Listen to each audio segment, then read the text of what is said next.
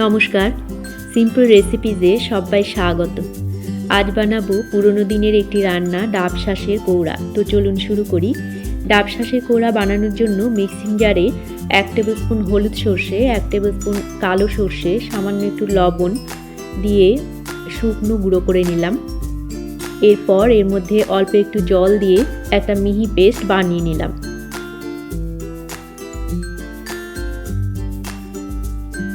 একটা ডাবের শাঁস টুকরো করে কেটে নিয়েছি, ব্লেন্ডারে দিয়ে ব্লেন্ড করে নেব।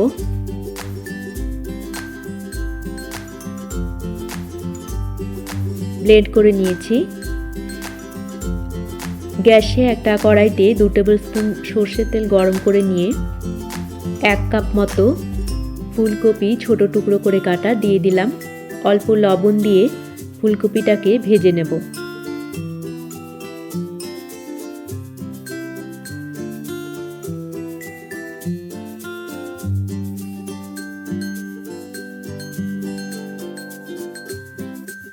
ফুলকপিটাতে হালকা লালচে রং আসলে ফুলকপিটাকে তুলে রাখবো।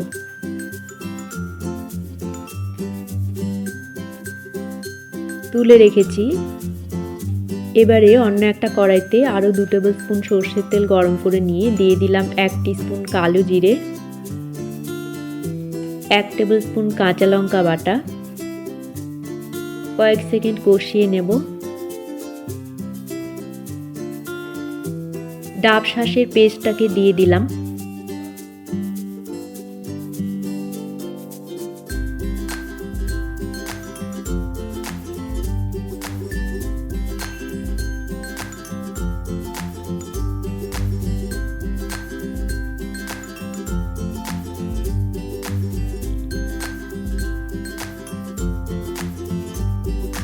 স্বাদ মতো লবণ, 1 টিস্পুন চিনি দিয়ে দিলাম।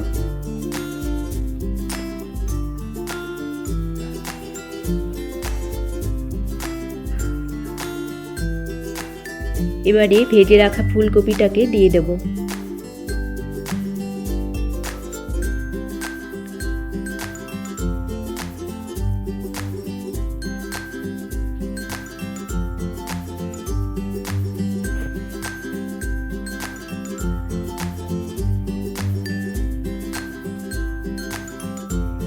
মশলার বাটি ধোয়া জল দিয়ে দিলাম একটু।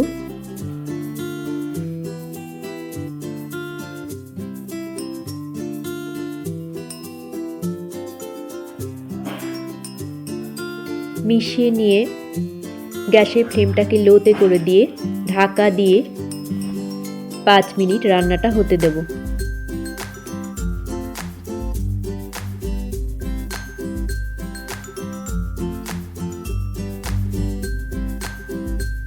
ঢাকা খুলে 2টো কাঁচা লঙ্কা টুকরো করে নিয়ে দিয়ে দিলাম। আর সর্ষে বাটার যে পেস্টটা বানিয়ে রেখেছিলাম ওটাও দিয়ে দিলাম। আরও 2-3 মিনিট একটু নাড়াচাড়া করে নেব।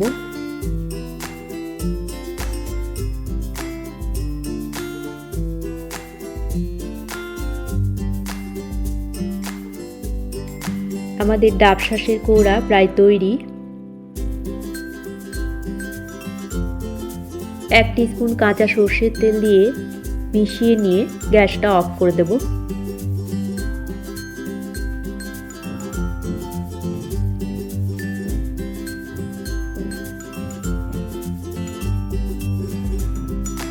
সার্ভ করব গরম ভাতের সাথে। রেসিপি ভালো লাগলে আপনারা এভাবে বাড়িতে বানিয়ে দেখতে পারেন। আশা করি আপনাদেরও ভালো লাগবে। সবাইকে ভালো থাকার শুভেচ্ছা জানিয়ে আজকের মতো এখানেই শেষ করছি। দেখা হচ্ছে পরবর্তী পর্বে। ধন্যবাদ।